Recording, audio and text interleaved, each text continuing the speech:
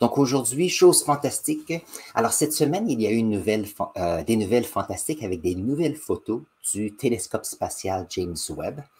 Et puis, en faisant mes recherches cette semaine, j'ai remarqué que c'est une collaboration entre plusieurs organismes. Donc il y a la NASA aux États-Unis, il y a ESA qui est l'Agence spatiale européenne, il y a aussi CSA qui est l'Agence spatiale canadienne, et il y a STCSI qui est l'Institut des sciences des télescopes spatiaux. Donc, c'est intéressant. Alors, aujourd'hui, je rappelle que je vais répondre à vos questions de science, bien sûr, après avoir discuté des nouvelles photos du télescope. S'il arrive que vous avez des questions de clarification sur les photos, s'il vous plaît, mettez-les dans la section clavardage. S'il arrive que vous regardez en rediffusion, n'oubliez pas de mettre vos questions dans la section commentaires et je vais aller les voir sans aucun doute. Alors, voyons voir. Première chose, il faut se rappeler que le télescope spatial international a été envoyé dans l'espace le 25 décembre 2021. Et puis, on a eu les premières photos. On a discuté du télescope un petit peu dans les semaines passées, à savoir qu'ils ont fait leurs tests et comment est-ce qu'ils ont commencé à mettre les données ensemble. Et c'est intéressant de voir ça. Donc, juste pour se donner un exemple, ici, nous avons le télescope James Webb qui est plus loin du Soleil par rapport à la Terre. Donc, ici, on a un petit dessin ici, vu d'un artiste. On a ici le Soleil, la Lune, la Terre et on a le télescope. Donc, le télescope est plus loin que la Lune. Et la raison de cela, c'est qu'on veut être le plus loin possible pour s'éloigner du Soleil, premièrement. Et deuxièmement, on est à un point où il y a peu de gravité qui affecte le télescope. Donc, voyons voir ce que nous avons comme nouvelle photo. Donc ça, c'était la première photo qui a été donnée, si je me rappelle bien, c'était le 11 juillet, qui montre une section de l'univers. Maintenant, même si le miroir du télescope a à peu près 6,5 mètres de diamètre, vu que nous regardons des distances tellement loin, le champ de vision, il est très, très petit. Donc, en faisant les lectures, j'ai remarqué que si vous étiez pour prendre un grain de sable ici entre deux doigts et que vous êtes pour regarder au bout de votre doigt ce petit grain de sable et que vous projetez dans l'espace, ça, c'est la dimension, la surface que le télescope Webb a vu dans ce champ de vision que l'on voit à l'écran ici. Donc, on peut voir que les dimensions de l'espace sont immenses. Mais deuxièmement, c'est qu'il y a si on regarde les observations qu'on peut voir, on se dit que lorsqu'on regarde dans l'espace, on voit des étoiles. Ça, c'est vrai. Par contre, si on peut voir, la plupart de ces étoiles que l'on voit sont surtout des galaxies. Donc, c'est un regroupement d'étoiles qui, ensemble, ont tellement de brillance que la lumière nous parvient. Et ça, c'est fantastique. Alors, je n'ai pas la distance ici à savoir d'où est-ce que ça vient, mais si je me rappelle bien, ça nous donne une vision de ce qui s'est passé il y a à peu près 4,6 milliards d'années. Donc ça, c'est le temps que la lumière a pris pour venir jusqu'à nous. Alors, regardons qu'est-ce que l'on peut voir ici. Donc, si on regarde ici, on peut voir qu'il y a des galaxies. Donc, si on regarde ici, il y a un petit point où on peut voir qu'il y a un centre beaucoup plus clair et c'est diffus autour. Un peu comme une photo de notre Voie lactée, le centre de notre galaxie a beaucoup plus d'étoiles que les alentours. On peut voir, alors ici, on peut voir ici une autre galaxie, on a une autre galaxie ici. Donc, tout ce qui semble être des lentilles sont des galaxies. Donc, si on prend, on en a une juste en haut ici donc on a le centre ici, on a deux petits bras. Ici, on a une autre galaxie qui est en lentille. Dites-vous que si nous avons une galaxie que l'on voit en lentille comme ceci, si on était pour faire une rotation, on pourrait voir l'autre dimension de la galaxie. N'oubliez pas que si on prend notre galaxie, qui ressemble un peu à Je ne sais pas si on peut voir. Ce n'est pas très, très foncé. Tenez-moi, je vais prendre un marqueur, ça sera beaucoup plus clair.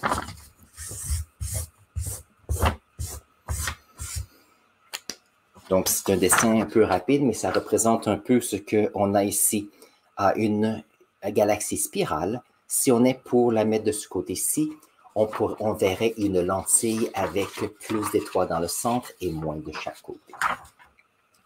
Autre chose intéressante que l'on peut voir ici, on peut voir qu'il y a des points qui semblent avoir, ça ressemble à des étoiles avec 6 petites lignes, plus une qui est horizontale. La raison de cela, c'est que n'oubliez pas que notre télescope spatial, ce sont des miroirs hexagonaux qui sont mis ensemble.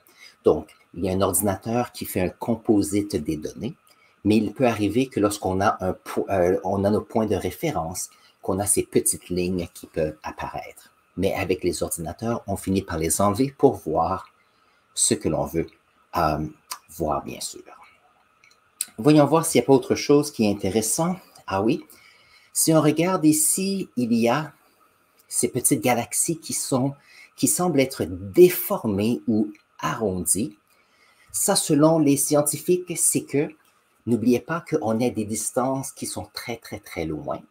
Et dans l'univers, il y a des endroits où on a des plus grandes densités que d'autres. Et qu'est-ce qui arrive dans ce temps-là? C'est que si on a un rayon de lumière qui passe dans un endroit où il y a une grande gravité, cette lumière peut être déviée avant d'arriver vers nous.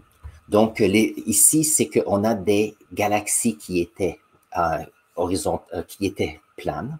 Par contre, lorsqu'on a les rayons lumineux qui sont déviés, on se retrouve avec un changement. Donc, ici, on peut voir ici, c'est dévié ici, on a un peu de l'autre côté ici. Donc, on a cette lumière. N'oubliez pas qu'avec des milliards d'années, un rayon lumineux peut être affecté par les endroits où il passe. Voyons voir, alors, ici, regardez ici, on a ici une belle galaxie spirale où on voit par-dessus. Alors, je vais mettre, voyons voir si, je devrais essayer de mettre, je vais mettre le lien dans le chat ici. Comme ça, s'il y a des personnes qui veulent aller voir cette photo, vous pouvez aller la voir directement. C'est toujours fantastique lorsqu'on a les originaux, bien sûr. Donc ça, ce sont les photos de la NASA.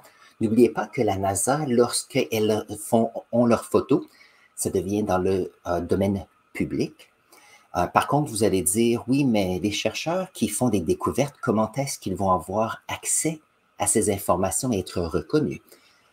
J'ai écouté une entrevue avec une scientifique et lorsqu'il y a un centre de recherche ou une université qui demande une question ou aller voir quelque chose, ces professionnels, ces chercheurs et chercheuses auront accès aux informations à peu près 12 mois avant le reste du monde.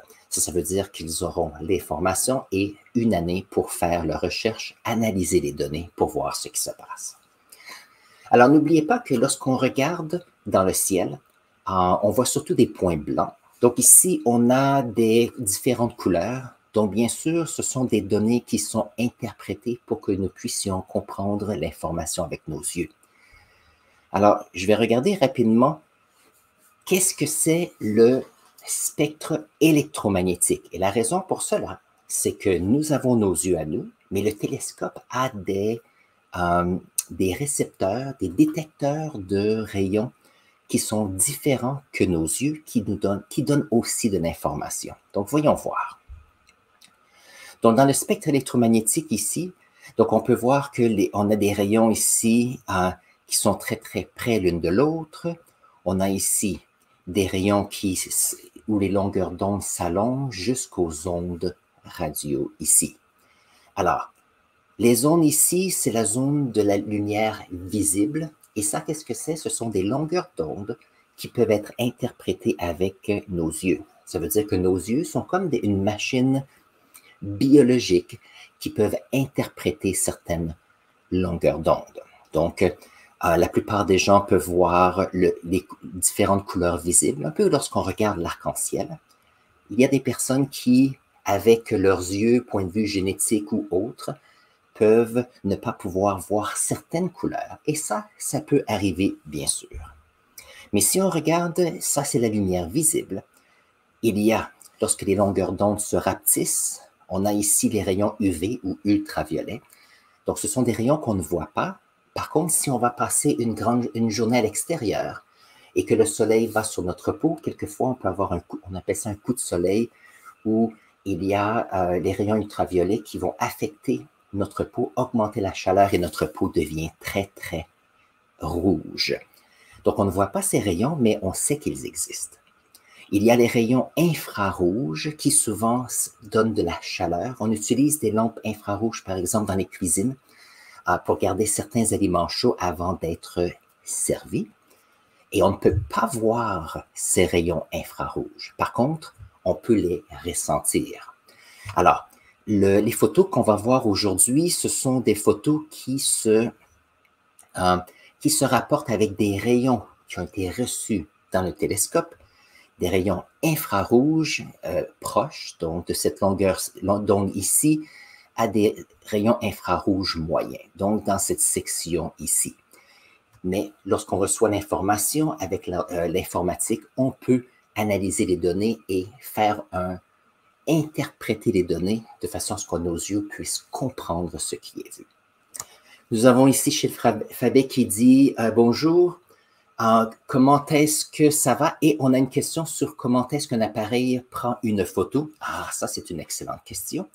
Tiens, je vais répondre à cette question maintenant, surtout que ça se rapporte, bien sûr, à la photo ici, des différentes photos qu'on peut voir de James Webb.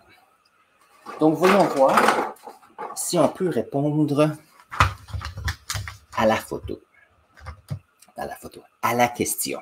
Et ça va aider parce que, puisqu'on a un télescope spatial, ils ont des récepteurs qui vont prendre des photos, mais c'est surtout des données, voyons voir, logiques ou numériques, voilà, qui nous sont transmises.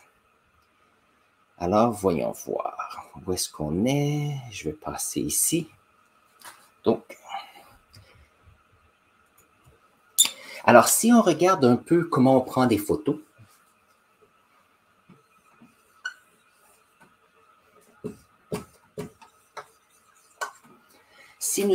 alors ici, nous allons voir un peu la théorie de base. Voyons voir une mise au point. Voilà. Alors, initialement, donc lorsqu'on recule une centaine d'années, un petit peu plus, donc mon histoire de la photographie, je n'ai pas ici, mais les premières photos étaient en noir et blanc. Et la raison, c'est que quelqu'un a réalisé que lorsqu'on a une pellicule et qu'il y a certaines molécules, et c'est surtout des molécules qui contenaient de l'argent, que ces molécules réagissaient à la lumière. Donc, qu'est-ce qui arrive? On avait ici des caméras. Alors, on avait ici un petit trou comme ceci. Le rayon de lumière qui arrivait ici, comme cela, de ce point-ci, et de la base, ici de l'arbre. J'ai fait un arbre, ça peut être une personne ou autre. Et ici, nous avions une pellicule sur laquelle nous avions une image et on avait on appelait ça l'exposition à la lumière. Plus il y avait de la lumière, plus c'était le négatif devenait blanc. Et donc, qu'est-ce qui arrivait? C'est qu'on prenait un négatif qu'on mettait sur papier. Donc, qu'est-ce qui arrive? C'est qu'on était en noir et blanc. Avec les technologies, la pellicule ici et les pellicules et les technologies ont fait qu'on a pu interpréter les couleurs, les longueurs d'onde de couleurs qui arrivaient sur les pellicules. Et maintenant, qu'est-ce qui arrive lorsqu'on regarde, on a un téléphone, on a le même principe. Alors, on prend une photo ici. À l'intérieur, il y a des récepteurs et ces récepteurs analysent les longueurs d'onde qui arrivent à cet endroit. Maintenant, puisqu'on utilise maintenant des appareils qui sont numériques, qu'est-ce qui arrive? C'est que chaque longueur d'onde, lorsqu'il touche les récepteurs, ils vont analyser cette longueur d'onde et donner une couleur. Et lorsqu'on parle de photos, on va parler par exemple de pixels. Donc, il y a une pixel de couleur basée sur l'information qui arrive. Donc, s'il arrive que nous avons, voyons voir. Alors maintenant, si nous avons un arbre, comme ceci, on a des longueurs d'onde qui seront ici. Et nous allons avoir, par exemple, d'autres couleurs, comme cela. Donc, ce sont des récepteurs qui peuvent voir les couleurs. Et c'est comme ça que l'on peut voir des photos. Donc, ça, c'est un exemple. Ici, j'ai un chat sauvage. Voilà. Maintenant, sur le télescope James Webb, qui vont recevoir des longueurs d'onde autres que les longueurs d'onde visibles, ils ont seulement besoin de détecteurs différents pour pouvoir interpréter ces différentes informations. Donc, si on reprend notre spectre électromagnétique, nous avons ici le spectre de la lumière visible. Donc, lorsqu'on parle de notre téléphone comme ceci, une caméra, que ce soit digitale ou autre, ils sont spécialisés, un peu comme nos yeux, pour interpréter les ondes de couleur visibles. Mais bien sûr, avec l'informatique, on peut voir une multitude de différents autres rayons. Et c'est pour ça, ici, si on prend je devrais montrer ça ici. Voilà. Si on regarde, alors, le télescope James Webb, ce sont des rayons lumineux infrarouges qui sont invisibles à nos yeux, mais les technologies font qu'on peut interpréter ces longueurs d'onde. Donc, c'est une excellente question ici, chiffre alphabet, c'est en contexte, donc j'aime bien. C'est très difficile maintenant de faire des couleurs, des photos avec des pellicules, beaucoup plus difficile en noir et blanc, surtout maintenant qu'on a ici des appareils téléphoniques ou même des caméras digitales qui sont fantastiques maintenant. Voilà, voilà. Voyons voir. Je ne sais pas si on peut voir la couleur. Voilà. Très bien. Donc, ce fut la première la première photo. Et c'est fantastique parce que dans le passé, le télescope le plus puissant était le télescope de Hubble, qui nous donnait d'excellentes photos, mais puisqu'il y avait un miroir qui était plus petit, c'était beaucoup plus difficile. Et si je me rappelle bien, l'exposition ici a été d'à peu près 12 heures pour avoir cette photo. Donc, il y a des personnes qui veulent, par exemple, prendre une photo de la Terre, de Saturne, par exemple. Ils vont passer, je ne sais pas, 3, 4 ou 8 heures pour essayer d'avoir l'information. Mais puisqu'on est dans l'espace et que le Soleil n'affecte pas cela, donc il n'y a pas le jour ou la nuit, on peut rester dans la même direction dans un temps qui est beaucoup plus long. Donc, ça, c'est la première photo. Alors, c'est fantastique. Et n'oubliez pas, ça, c'est des informations lumineuses qui nous arrivent, mais qui sont parties de ces galaxies, qui sont parties de ces étoiles plus de 4,6 milliards d'années. Donc, si on était pour aller à cet endroit instantanément, l'ensemble de cette région serait différent parce qu'en 4,6 milliards d'années, il y a de l'évolution qui peut aller, il y a des galaxies qui peuvent bouger, il y a des étoiles qui peuvent naître, d'autres qui peuvent mourir. C'est intéressant. Alors, voyons voir. Deuxième photo qui est aussi fantastique, c'est la nébuleuse de la Carène. Donc ça ici, c'est... alors, je rappelle, pensons au spectre électromagnétique. Ce sont des couleurs qui sont interprétées de façon à ce qu'on puisse bien comprendre ce qui se passe. Pourquoi est-ce qu'il y a un nuage comme cela? Et ça, c'est une excellente question. Donc, ça ici, en bas, c'est la photo qu'on avait reçue de Hubble. On peut voir ici, par exemple, qu'il y a quelques étoiles que l'on peut voir ici, quelques étoiles qu'on peut voir là. Mais regardez on a beaucoup plus de détails, que ce soit dans les étoiles ici ou dans la structure en dessous. Vous allez dire, oui, mais qu'est-ce que c'est que cette structure? Et ça, c'est le fait que c'est une nébuleuse. Et on a parlé de nébuleuse dans le passé. C'est un nuage de gaz, de particules, de matière qui est dans l'espace. Et ça, c'est basé sur le fait qu'il y a eu des étoiles qui ont explosé avec leur évolution, d'autres étoiles qui sont nées et d'autres qui ont explosé. Donc, on se retrouve avec un ensemble de matériaux ici. Donc, voyons voir si je peux juste faire un petit rappel sur les nébuleuses. Voyons voir.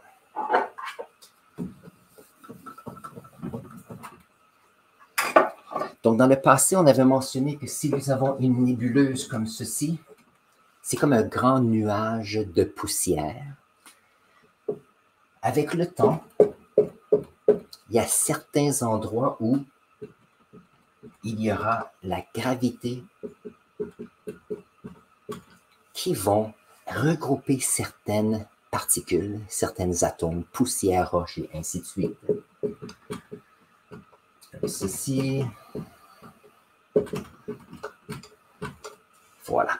Et ce qui est intéressant, c'est que dans le centre, il y a beaucoup plus de matière.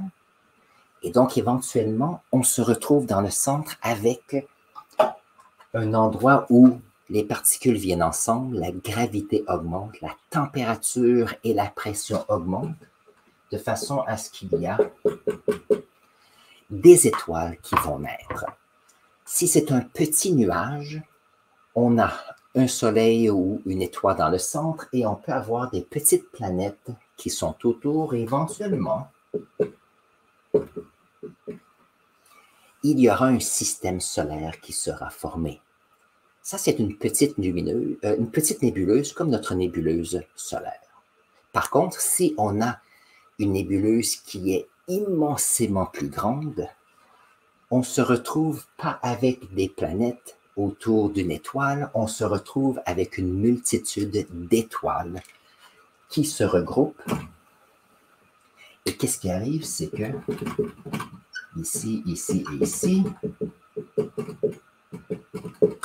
Et qu'est-ce qui arrive, c'est qu'avec le temps, ces étoiles vont passer à travers leur évolution. Ils vont naître, ils vont briller, éventuellement leur énergie de fusion nucléaire va s'éteindre et ils vont soit exploser ou, s'ils sont trop petites, il y aura cette matière qui aura autour. Et qu'est-ce qui arrive lorsqu'on a cette matière qu'on a autour? On se retrouve avec une nébuleuse. Donc, c'est comme un grand nuage où il y a une danse de création d'étoiles et d'étoiles qui font partie, qui ont leur cycle de vie. Maintenant, il y a différentes couleurs. C'est que, d'après ce que j'ai vu, c'est l'information qui vient vers nous dit qu'il y a des atomes d'oxygène, de carbone, d'azote. Donc, ça nous montre qu'il y a eu des évolutions d'étoiles. Parce que pour avoir de l'oxygène et de l'azote, on a besoin d'étoiles et de fusion nucléaire. Ça, c'est important. Et je vais expliquer pourquoi. Au début de l'univers, notre univers, c'était surtout des petits atomes d'hydrogène. Et lorsqu'on a une étoile et on a assez de pression et de température, on a des atomes qui viennent ensemble pour former des plus grandes. Si je prends de l'hydrogène et j'ajoute l'hélium, on a du lithium. Donc, lorsqu'on peut voir dans l'univers un endroit où il y a de l'oxygène, de l'azote et du carbone, ça veut dire qu'il y a eu de la fusion nucléaire, donc il y a eu des étoiles qui ont fait ces éléments et cette étoile a explosé pour diffuser cette nouvelle matière. Et ça soulève le point que sur notre planète ici, il y a de l'azote, du carbone et de l'oxygène. Donc, ces éléments qui sont à la base de notre vie, de tout ce qu'on a autour de nous, les roches, la géologie, la botanie, ainsi que toute cette biosphère, ce sont tous des éléments qui ont été créés dans le cycle de vie d'une étoile. Donc, c'est intéressant. Donc, ça, c'est la nébuleuse de la Carène. Fantastique, deuxième photo, beaucoup plus claire. N'oubliez pas que ces photos, c'était surtout pour pouvoir... c'est comme un peu de la publicité. C'est un projet qui dure depuis une vingtaine d'années. Il y a d'après ce que j'ai lu et entendu, il y a près d'une vingtaine de mille de personnes qui ont travaillé sur ce projet, des ingénieurs, des scientifiques, des techniciens qui ont mis tout cela ensemble, ainsi que tout ce qui s'appelle l'aérospatial pour envoyer le télescope dans le ciel. C'est tout un projet. Donc, voyons voir quelle sera notre prochaine photo. Ah, la nébuleuse de la Lyre. Donc ici, j'ai mis la photo, oups, j'aurais dû montrer la photo tout à l'heure, intéressant. Ah oui, c'est comme ça. Donc, on a ici nébuleuse de la Lyre, on a notre photo de Hubble qui date, je pense, de 2008 ou de 2009, et ça, c'est les nouvelles photos du télescope spatial. Maintenant, chose intéressante, vous allez dire comment est-ce que cette nébuleuse a été créée. Premièrement, nous savions qu'il y avait une étoile dans le centre, et lorsqu'une étoile finit par vieillir, qu'est-ce qui arrive? C'est que la gravité descend un petit peu, et il y a beaucoup de... il y a une évolution, on se retrouve avec une naine blanche dans le centre, et la matière qui a été créée dans l'étoile est un peu éparpillée autour, qui crée une nouvelle nébuleuse à la fin de vie du cycle de cette étoile. Mais lorsqu'on a regardé avec le télescope James Webb, on peut voir qu'il y a deux étoiles dans le centre. Ça veut dire qu'il y en a une qui brille, qui est encore dans son cycle de vie. Et il y en a une deuxième qui est maintenant une naine blanche qui est dans la phase terminale. Et donc, c'est probablement celle-ci qui a envoyé autour ces éléments. On a différentes couleurs parce qu'on a des éléments comme le carbone, azote, oxygène et autres. Mais c'est intéressant de voir comment est-ce que une nébuleuse, ici, a été créée suite à la mort d'une étoile. Et bien sûr, ce qui était fantastique ici, c'est le fait qu'on a remarqué qu'il y a deux étoiles dans le centre. Et ça, c'était une découverte qui était fantastique par les scientifiques. Voyons voir si j'ai quelques photos d'ajout. Ceci, on dit que c'est à peu près à 2500 années-lumière de nous. Donc, ça fait à peu près 2500 ans que la lumière part de cette étoile et vient vers nous. Donc, c'est beaucoup plus proche. Qu'est-ce que j'avais? Ah oui, une année-lumière, voyons voir. C'est beau de dire qu'est-ce que c'est une année-lumière, mais quelle est la dimension? Donc, une année-lumière,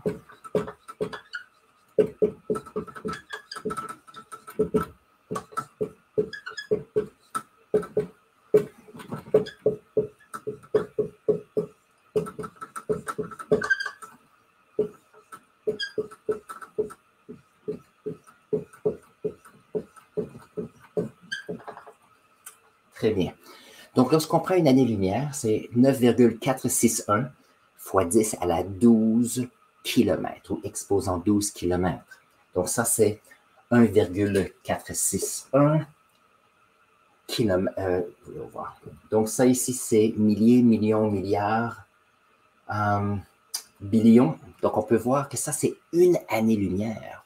Donc, cette nébuleuse qui est à 1150 années-lumière, c'est comme si c'est 1000 fois ceci, donc c'est à peu près 10 fois 10 à la 15 km. Donc la première photo qui était beaucoup plus loin, on peut voir que c'est incroyable les distances, mais aussi le temps nécessaire pour la lumière de venir vers nous. Donc ça, c'est le deuxième ici, fantastique avec les différences de couleurs, mais aussi le fait qu'on a des détails beaucoup plus spécifique, beaucoup plus clair de cette nébuleuse. Et chose intéressante que les scientifiques étaient intéressés et excités, voyons voir si je peux trouver mon curseur. Regardez ici, on a la même de ce côté-ci, on a cette petite ligne, donc on a ici une galaxie lointaine que l'on peut voir maintenant. Donc, beaucoup plus clair. On ne savait pas que c'était une galaxie parce qu'elle était tellement loin. On apprend des choses à chaque nouvelle photo. N'oubliez pas qu'ils ont publié ces photos cette semaine. Par contre, ils ont eu ces photos il y a quelques semaines et ils ont pris le temps de pouvoir interpréter les données et pouvoir trouver un peu quelques idées sur la signification de ce qu'il y avait là. Donc, nébuleuse de la Lyre, fantastique. Il y a le quintet de Stéphane. Ça, c'est un regroupement de 5 galaxies. Et ça, c'est une autre photo qui est fantastique. Donc ici, j'ai la photo de Hubble et j'ai la photo ici de James Webb. On peut voir que Hubble a fait une photo qui était fantastique. La deuxième photo ici, on peut remarquer qu'il y a beaucoup plus de données. Certaines étoiles que l'on peut voir ici avec Hubble, on peut remarquer qu'ils sont des galaxies maintenant. Donc, beaucoup plus de détails. Maintenant, je suis assuré qu'on va avoir d'autres informations possibles sur des images comme ceci, mais ça, c'est ce qui a été montré. La raison pourquoi cette photo est intéressante, c'est que ce sont 5 galaxies qui sont relativement près l'un de l'autre. Et on peut voir ici dans le centre, il y a 2 galaxies qui sont tellement près que leur gravité commence à jouer des tours l'un et l'autre. Donc, la gravité d'une galaxie et la gravité de l'autre commencent à se joindre et c'est pour ça qu'ils commencent à être déformés. Et l'autre chose qui est intéressante, c'est que, vous vous rappelez tout à l'heure, j'avais un dessin de galaxies. Souvent, en 3 dimensions, on les voit du côté horizontal, mais ceux-ci, on peut les voir du dessus et ça nous permet de voir les structures à l'intérieur de ceux-ci. Alors ici, fantastique image, on peut voir 2 galaxies qui se rapprochent. Je sais que notre Voie lactée va entrer en collision avec une autre galaxie, si je me rappelle bien, c'est Andromède, dans quelques milliards d'années. Donc ça va nous arriver aussi. Même si on a un univers qui est immense, il y a des interactions avec la matière. C'est toujours intéressant de voir cela. Voilà. Et on peut voir ici qu'il y a encore ici un point de référence avec les 6 rayons ici, plus la ligne horizontale. Chose intéressante, il y avait un scientifique qui mentionnait, si on veut savoir les différences entre une photo de Hubble et une photo du télescope James Webb, les télescopes James Webb va toujours avoir les 6 grandes lignes plus l'horizontale. Pour Hubble, parce que c'est différent, c'est une croix. Donc, on peut voir ici, sur la photo de Hubble, on a une croix ici, on a une croix là, on a une croix ici. Donc, intersection à 90 degrés. Donc, ça, c'est une façon pour vous de savoir quelles sont les différences entre des photos de Hubble et des photos du nouveau télescope spatial James Webb. Voyons voir, et je pense qu'il nous reste une photo. La nouvelle photo est celle-ci. Ah oui. Cette photo, c'est le fait que... Ah oui, je vais vous montrer quelque chose d'intéressant. Ça parle d'exoplanètes. Donc, depuis quelque temps, les scientifiques sont toujours excités à savoir il y a des planètes qui orbitent autour d'étoiles et on veut les découvrir. Donc, jusqu'à maintenant, on a peut-être identifié à peu près 5000 exoplanètes. Les technologies que nous avions, c'était le fait qu'il y avait des exoplanètes. Donc, il y a une simulation qui est intéressante. Oups, voyons voir si je peux reculer. Ici. Alors, c'est ça. Voilà. Voilà, ça c'est une bonne représentation. J'essaie de faire un dessin et puis je pense que ça c'est fantastique. Donc ça vient d'un site de la NASA. Je peux mettre le lien ici dans le chat, comme ceci. Alors ici, qu'est-ce que l'on peut voir? Voyons voir, c'est ça. Donc si nous avons une étoile, et on peut voir qu'il y a ici des planètes qui orbitent autour, on peut voir ici qu'il y a un nuage de points d'informations qui nous vient de l'étoile. Par contre, lorsqu'il y a une étoile qui passe lorsqu'il y a une planète qui passe entre l'étoile et nous qui observons, on peut remarquer qu'il y a une baisse de luminosité de l'étoile. Pas l'ensemble, l'étoile ne disparaît pas, mais il y a une petite diminution d'énergie et d'information qui vient vers nous. Donc ça, c'est comme ça qu'on a découvert qu'il y a des exoplanètes. Donc, c'était une notion qui était théorique. Éventuellement, on a eu les technologies pour les découvrir. Maintenant, il y a quelque chose d'autre à considérer. Voyons voir. Maintenant qu'on a le télescope Webb, si nous avons une étoile ici, et que nous avons une petite planète, et que nous avons ici un James Webb, le télescope James Webb, qu'est-ce qui arrive? C'est que nous avons des longueurs d'onde qui partent d'ici et qui vont partout autour du Soleil. Mais il y a aussi des rayons lumineux qui peuvent passer près de la surface ici d'une planète. S'il y a une atmosphère où il y a autour de cette planète des particules, ces particules vont influencer ces longueurs d'onde et donc notre télescope va remarquer des signatures d'atomes qu'il y a sur cette planète.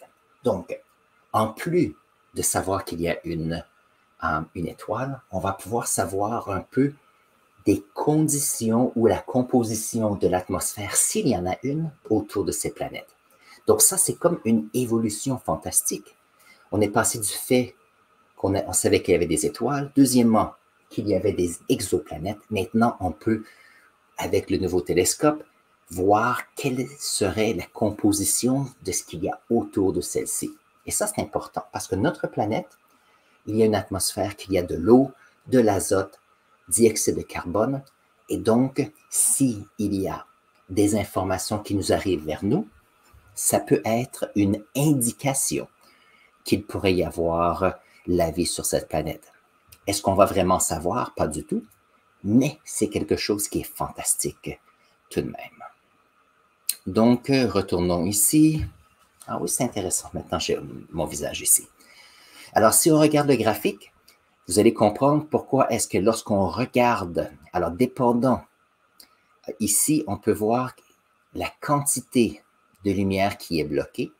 Donc, on peut voir ici que l'information change dépendant de la longueur d'onde. Mais ici, on peut voir que on peut voir autour de cette étoile géante, on a remarqué, donc cette étoile géante a une exoplanète qu'on connaissait, le WASP 96b. Donc, on a sûrement dû découvrir ceci en 96, peut-être, je ne sais pas. On a remarqué qu'il y a des informations qui viennent vers nous, qu'il y a de l'eau sur celle-ci. Est-ce que c'est en glace? Probablement que non, parce qu'elle est trop près du Soleil. Est-ce que c'est des gaz seulement? Est-ce que c'est une atmosphère? C'est une bonne question. Mais maintenant, on sait que s'il y a une exoplanète et qu'il y a de l'eau qui est sur cette planète, les chances sont que, OK, les conditions peuvent possiblement être similaires. Donc, si c'est ça, il y a plein de théories qui vont se dire, mais on est tellement plus près pour pouvoir mieux interpréter les données. Donc, ça, c'est excitant. Voilà, voilà. Donc, ça, c'est le deuxième. J'avais vu plusieurs fois des graphiques comme ceci pour découvrir les exoplanètes. Ça ici, dans ma classe d'astronomie, ça met un élément supérieur. Vraiment, c'est très excitant. Et ça, ce sont les nouvelles photos que le télescope James Webb nous ont présentées cette semaine. Il me semble que j'en avais une autre. Voyons, où est-ce que c'est? Donnez-moi un instant. Où est-ce que je suis? C'est comme si elle avait disparu. Donnez-moi un instant.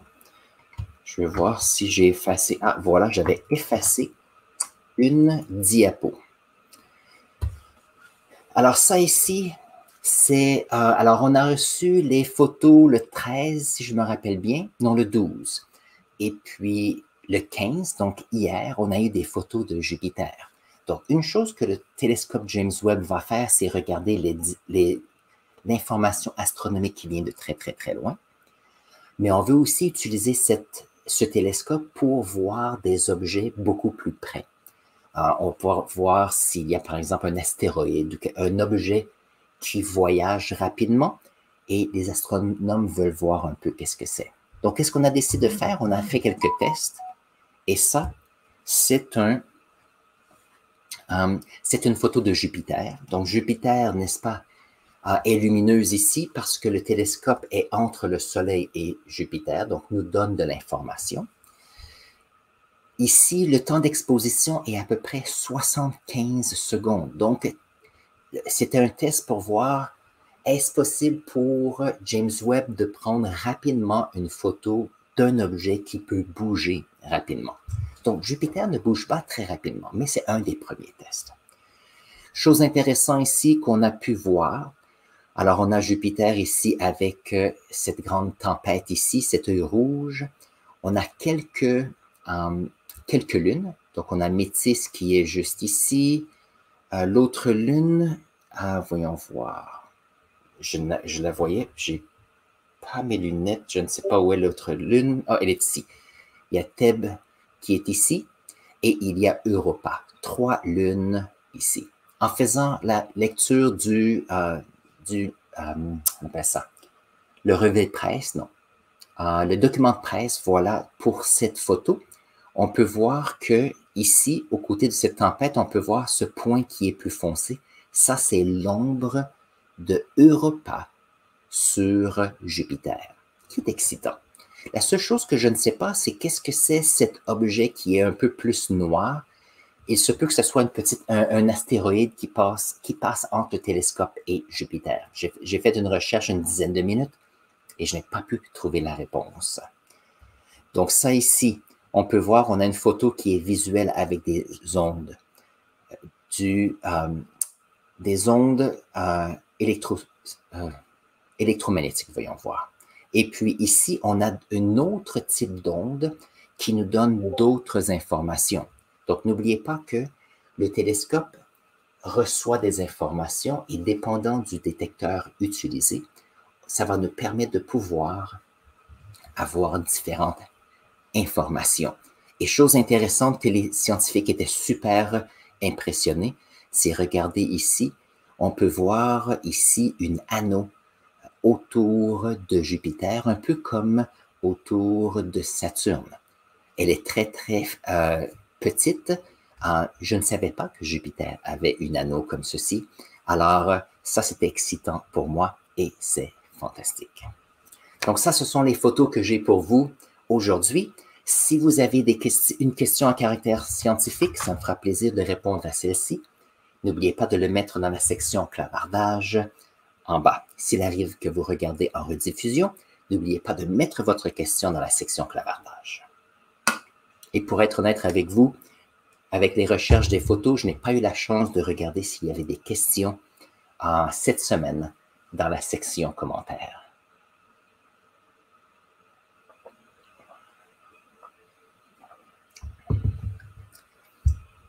Voilà, voilà. Donc, il n'y a pas d'autres questions. Ça m'a fait plaisir. Ça m'a fait plaisir de vous présenter ces photos aujourd'hui. Alors, on va ici, je vais mettre un lien sur une autre vidéo qui peut vous intéresser. Sinon, allez faire un tour dehors pour reprendre un peu l'air, c'est important. Et on se voit samedi prochain. Sur ce, au revoir.